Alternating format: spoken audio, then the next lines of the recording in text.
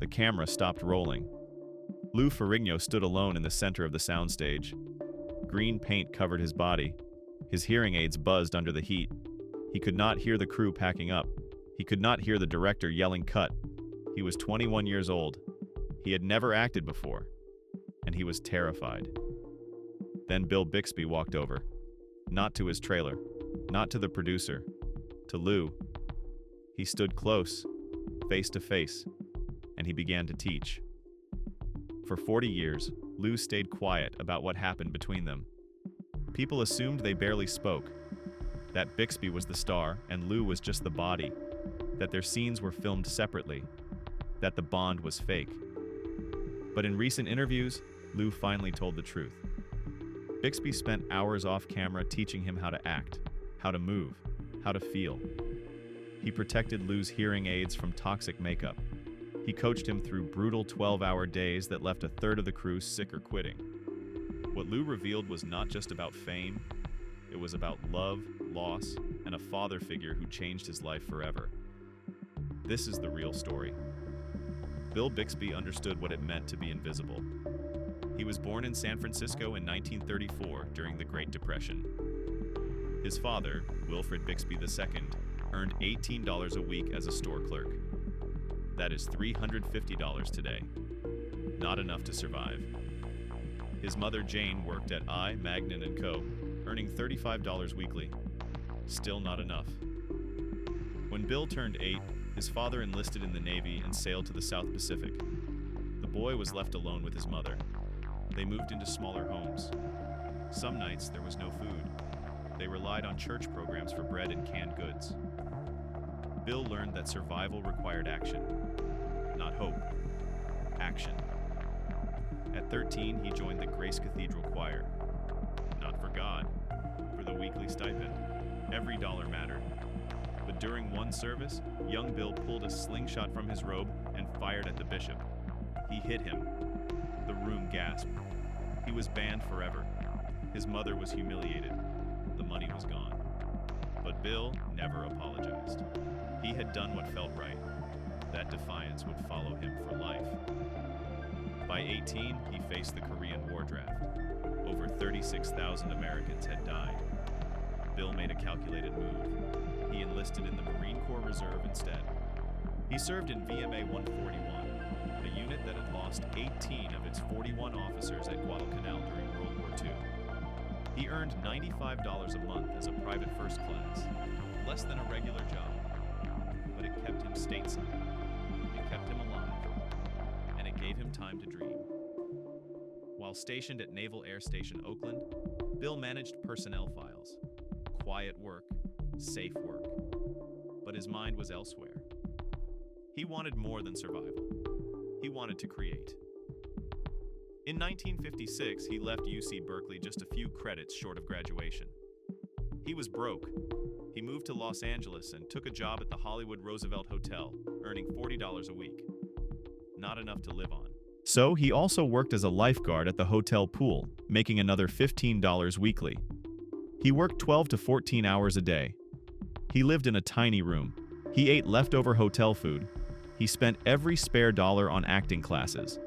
But the Roosevelt was not a random choice. That pool was a magnet for stars like Clark Gable and Marilyn Monroe. One day, Detroit ad executives saw him and offered him a modeling job, paying $200 a week. 3 times his hotel salary. That moment changed everything. In 1959, Bill took his last $75 and bought a bus ticket to Detroit. He had been cast in a stage play called The Boyfriend. The Detroit Civic Theater could only pay him $25 a week. His rent was $20. He survived on beans and bread. He lost 18 pounds during the production, but talent scouts noticed him. When he returned to Los Angeles, they offered him $300 a week. That $75 gamble became a full career. By 1963, Bill walked into an audition and said, "Hi, I'm Bill Bixby." The producer, Jack Chertok, looked at him and replied, "No, you're not. You're Tim O'Hara." That is how he landed the lead role on My Favorite Martian.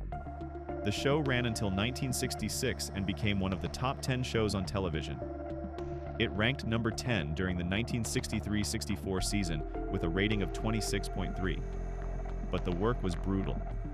While other shows filmed 3 to 4 days a week, this one filmed 5 full days with up to 75 setups daily. They had no rehearsal time. As soon as one episode wrapped, they handed him the script for the next. Bill became famous, but he also became trapped. Would he ever escape the image of Tim O'Hara? He took small movie roles to break out. In 1967, he was cast in Clambake opposite Elvis Presley. The set was chaotic. Elvis had gained weight, slipped in his bathroom, hit his head. The shoot was delayed. His entourage caused daily madness, pie fights, firecrackers, water battles. But Bill stayed professional. Elvis respected him. He even borrowed one of Bill's favorite spoken word tracks, "Softly as I Leave You," for his concerts years later. The next year, Bill acted with Elvis again in Speedway. He played Kenny Donford, a gambler whose addiction nearly ruined his friend's racing career. It was Bill's first complex, flawed, emotional role, and he delivered. But acting was not enough. Bill wanted control. He wanted to create. In 1970, during the courtship of Eddie's father, he started directing. The show featured him as Tom Corbett, a widowed dad raising his son Eddie. The emotional chemistry between him and child actor Brandon Cruz stunned audiences. Bill directed 8 episodes. His style was careful, perfectionist, hands-on. He earned an Emmy nomination in 1971. Then, in 1976, he shocked audiences with Rich Man, Poor Man. He played Willie Abbott, a man shaped by greed and power. A dark role, far from his warm fatherly image. The miniseries averaged 34.9 million viewers per episode. His performance earned another Emmy nomination. People were stunned to see him playing a morally broken man, but that is what made it powerful. By 1977, Bill had proven he could act, he could direct, he could lead, but he had not yet found the role that would define him. Then CBS offered him The Incredible Hulk. Bill walked into meetings with a bold demand. He told them the Hulk series was not going to be a silly kids show. It would be serious drama, real pain, real loneliness, no bright colors, no cartoon jokes. The producers did not believe him at first. They expected something like the 1960s Batman. But when the pilot aired on November 4th, 1977, it shocked everyone. It looked like a horror film. Sad piano music, dark shadows. Bill played Dr. David Banner like a real man drowning in guilt. That pilot became CBS's highest-rated TV movie of the year. Bill had proven his point. The full series started on March 10, 1978. It would run until May 12, 1982. 80 episodes in total, and that is when Lou Ferrigno walked onto the set, a 21-year-old bodybuilder, deaf, terrified, with no acting experience. Bill saw himself in that young man, and he decided to teach him everything. Lou Ferrigno did not want to be there. He had just won Mr. Universe, the youngest winner in history. His body was legendary. But his voice shook when he spoke. His hearing aids buzzed under studio lights. And he had never acted a single day in his life. When Lou arrived on the Incredible Hulk set in 1978, he thought he would just flex and roar. That is what everyone expected. The producers wanted a monster, a creature, not a character. But Bill Bixby wanted something different. He wanted the Hulk to feel real, to feel pain, to carry emotion even without words. And for that, Lou had to learn how to act. The problem was brutal. Lou's scenes required 3.5 to 4 hours of makeup every single day. On the pilot episode, he sat in the makeup chair for 20 straight hours. After that, he still had to perform for 12 to 14 hours in full costume. The green paint was toxic. It caused skin problems. The appliances on his face felt like jelly stuck to his skin. He could not wash it off easily. They had to install a special shower in his trailer. 2 assistants scrubbed his back every night. Some weeks they worked only 3 long days. Other times they worked 7 days without a break. Lou was exhausted, frustrated, and he could barely hear the director's instructions. That is when Bill stepped in. Lou recently revealed that Bill did not just act alongside him. Bill spent hours off camera teaching him, coaching him, training him like a father trains a son. Bill would act out how Dr. Banner felt before the transformation scenes. He showed Lou the emotions, the rage, the fear, the sadness. Then Lou would mirror those feelings without words. Because Lou could not hear well, Bill adapted. He stood close. He used his face, his body, his hands.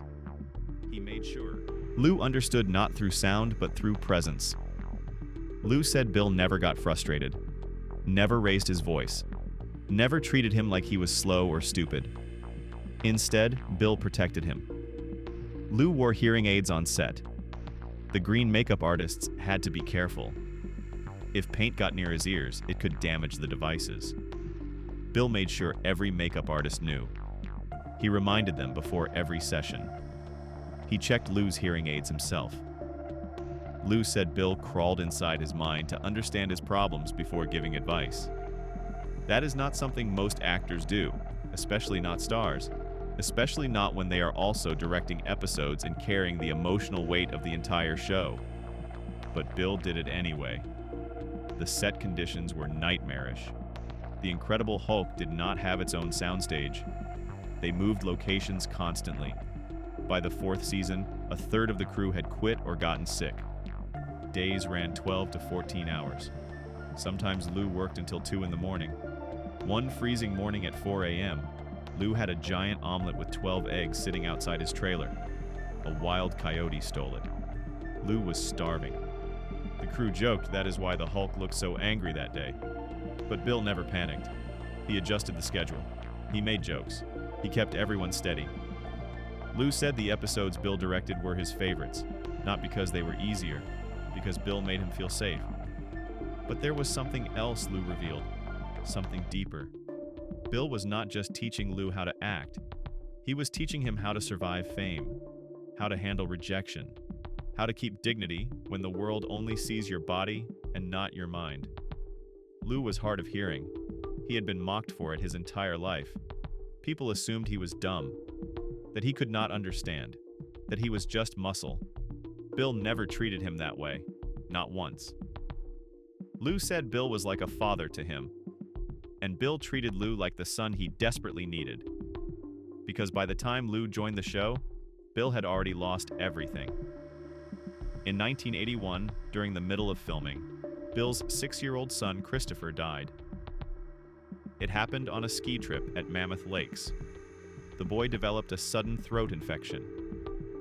At the hospital, the doctor was busy removing a splinter from another patient's finger while Christopher waited.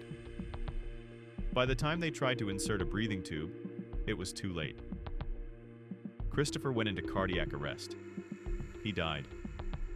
Bill said later, "My son suffocated while the doctor was removing a splinter from another patient's finger."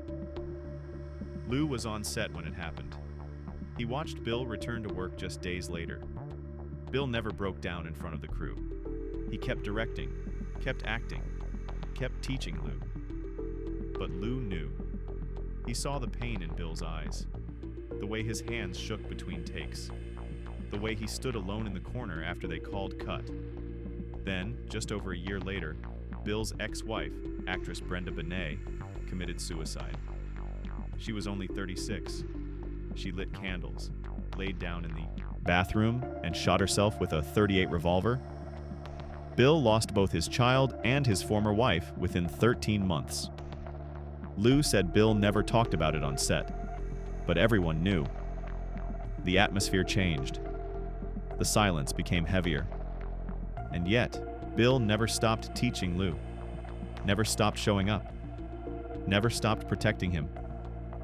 Lou recently said that Bill used work as his escape, that teaching Lou gave Bill a reason to keep going, that in some way, Lou became the son Bill had lost.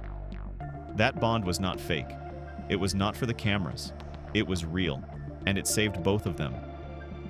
Lou Ferrigno kept a secret for 40 years. He never told anyone how close he and Bill really were. Not publicly, not in interviews, not even when people asked. Because Bill never wanted it that way. Bill hated sentimentality. He hated being seen as weak. He wanted to be remembered as a professional, a director, an actor, not a victim. So Lou stayed quiet, out of respect, out of love. But recently, Lou finally spoke. And what he revealed changed everything people thought about the Incredible Hulk. Lou said Bill did not just teach him how to act. Bill taught him how to live. On set, Bill would pull Lou aside between takes. He would sit with him in the makeup trailer. He would ask about Lou's life, his dreams, his fears. Lou was young. He was insecure. He did not know if bodybuilding was enough. He did not know if people would ever take him seriously. Bill told him something Lou never forgot. He said, "You are not here because of your body. You are here because you have something inside that people feel. Do not hide it. Show it." That changed Lou's entire career. Lou also revealed that Bill personally trained him in acting techniques. Not just on set, off set, late at night, after everyone else had gone home. Bill would run scenes with Lou. Not Hulk scenes, other scenes, dialogue, emotion. He made Lou practice facial expressions in a mirror. He made Lou watch old films and study how actors use their eyes. Lou said Bill never got paid extra for this. He did it because he cared. But there was something else, something Lou only recently admitted. Bill was dying during their last project together. In 1990, NBC aired The Death of the Incredible Hulk. Bill not only played Dr. David Banner one last time, he also directed the entire film. Lou said Bill was already sick. He had been diagnosed with prostate cancer in April 1991. But by 1990, he was already in pain. He never told anyone. He kept working. In the film, Banner dies in a plane crash. It was supposed to be symbolic, a metaphor. But Lou said it felt too real. Behind the scenes, they had already written a script for a sequel. It was called The Revenge of the Incredible Hulk. Banner would come back to life. This time, with the Hulk's body and Banner's mind. Lou was excited. He thought they would finally get to do real scenes together. Dialogue, connection, the father-son bond on screen. But it never happened. Once Bill's cancer became terminal, everything stopped. The sequel was canceled. The story was left unfinished. Lou said that was the hardest part. Not saying goodbye, but knowing they never got to finish what they started. Bill died on November 21st, 1993. He was 59 years old. For 3 years, cancer had torn through his body, but doctors said he lived nearly 2 years longer than expected. Lou went to the funeral. Hundreds from the industry came. But Lou stood in the back, quiet, watching. He said he did not cry that day. He could not. Because Bill had taught him that grief was private, that strength was not about showing emotion. It was about carrying it with dignity.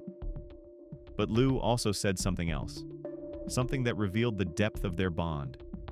He said Bill never stopped teaching him, even in his final days. In November 1992, Bill was directing episodes of Blossom on NBC. By then, the cancer had spread to his bones, bladder, and liver. He was taking pills and IV meds 5 to 6 times every day. On November 20th, 1992, Bill directed an episode called Getting Lucky. The very next day, he checked into UCLA Medical Center for an experimental treatment using a drug called Suramin. Lou visited him there. He said Bill was in terrible pain. But when Lou walked in, Bill smiled. He asked Lou about his career, his family, his life. Bill did not talk about himself. He did not complain. He just listened. Lou said that was the last real conversation they had, and it was exactly like Bill. Even dying, he was still taking care of others. Lou also revealed something about Bill's work ethic that shocked people. Bill directed his final Blossom episode just 6 days before he passed away. 6 days. He could barely stand, but he still showed up. He still got every shot right. The cast and crew were stunned, not just because he was working while dying, but because he still cared about getting every detail perfect.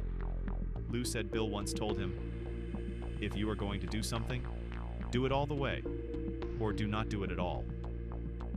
That is how Bill lived, and that is how he died. Lou also revealed that Bill's mentorship was not just about acting. It was about how to handle fame, how to deal with rejection, how to survive Hollywood without losing yourself. Lou said Bill warned him about drugs, about alcohol, about people who would use him. Bill told him to stay close to family, to never forget where he came from. Lou listened, and he credits Bill for saving him from the traps that destroyed so many other young actors. But the most powerful thing Lou revealed was this: Bill never wanted credit. He never wanted recognition. He just wanted to help. Lou said Bill once told him, "I am not your father, but I will treat you like my son, because that is what you deserve." That is what Bill Bixby was really like on set. Not a star, not a celebrity, a father, a teacher, a protector. And Lou Ferrigno finally told the world. When Bill Bixby died, the Hulk died with him. NBC had already written the sequel, The Revenge of the Incredible Hulk. The script was finished in July 1990. Banner would return. The Hulk would have his body. Banner would have his mind. It would have been the perfect ending. But without Bill, there was no Banner. Without Bill, there was no story.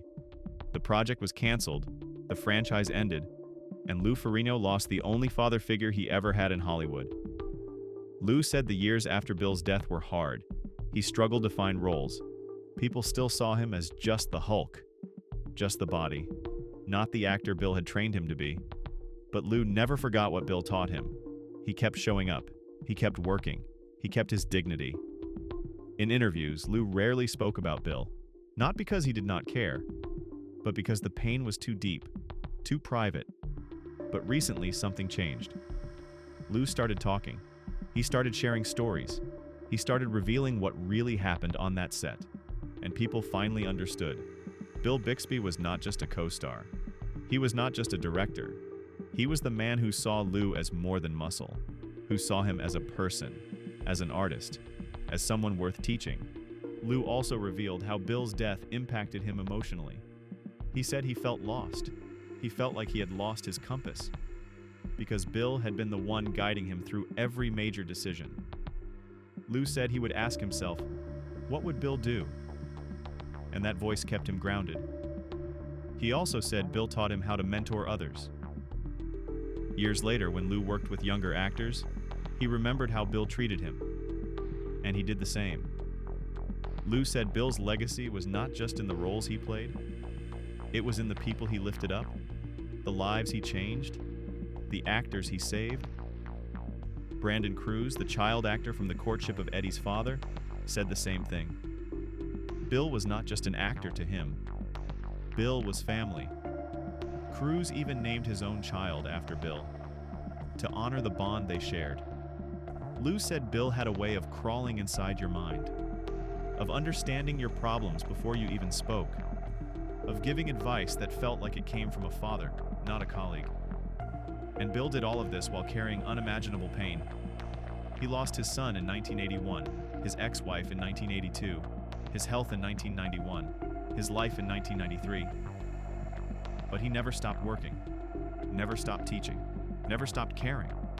Lou said the transformation scenes in The Incredible Hulk were the hardest part, not physically, emotionally, because Bill had to act out the pain, rage, and fear before Lou became the Hulk. And after Christopher died, that pain was real. Bill was not acting. He was reliving his grief every single take. Lou said he would watch Bill between scenes.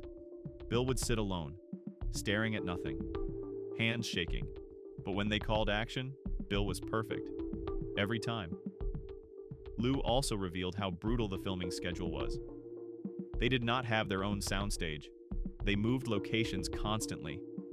By the fourth season, a third of the crew had quit or gotten sick.